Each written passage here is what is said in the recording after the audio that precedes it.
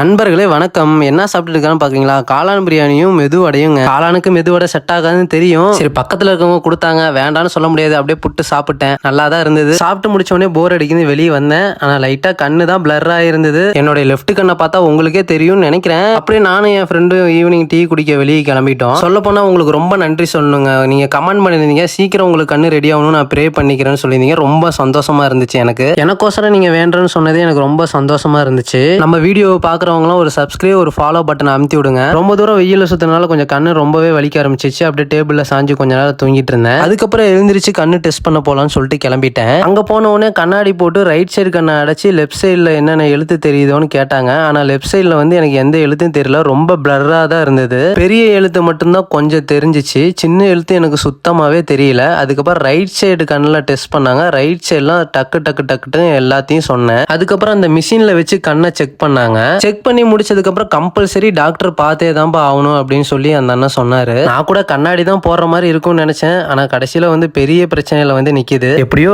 பாப்போம், எல்லாம் நல்லதுக்கு. எனக்கு மட்டும் வாரத்துக்கு ஒரு பிரச்சனை வருது, ஏனே தெரியல. சரி நண்பர்களே, நெக்ஸ்ட் வீடியோல சந்திப்போம்.